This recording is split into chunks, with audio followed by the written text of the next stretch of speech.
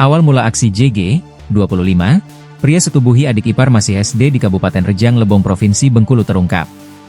Tersangka asusila JG, 25, warga Kecamatan Kota Padang Kabupaten Rejang Lebong diamankan unit PPA Polres Rejang Lebong pada 3 April 2025.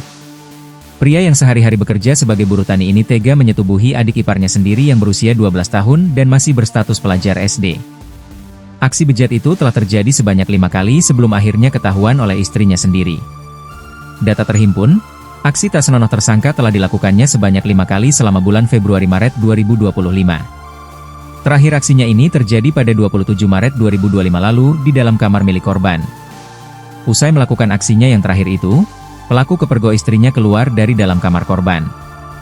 Melihat itu, istrinya merasa curiga dan bertanya kepada pelaku.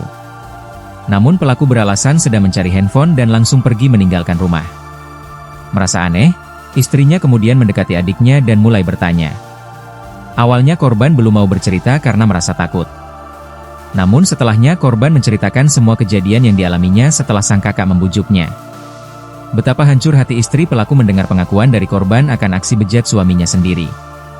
Mendengar itu, istri pelaku langsung melaporkannya ke Polres Rejang Lebong hingga akhirnya pelaku diamankan.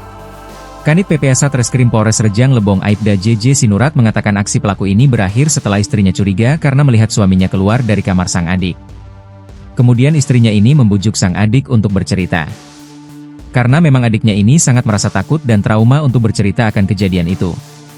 Setelahnya barulah ketahuan aksi bejat pelaku itu yang kemudian dilaporkan oleh istrinya sendiri, jelas Kanit. Atas perbuatannya, tersangka dijerat dengan pasal 76D Jo pasal 81 ayat 1, UU No 35 tahun 2014 tentang perlindungan anak. Tersangka terancam pidana kurungan minimal 5 tahun penjara dan maksimal 15 tahun penjara. Kita jerat dengan UU Perlindungan Anak, ancamannya maksimal 15 tahun, kata Kanit.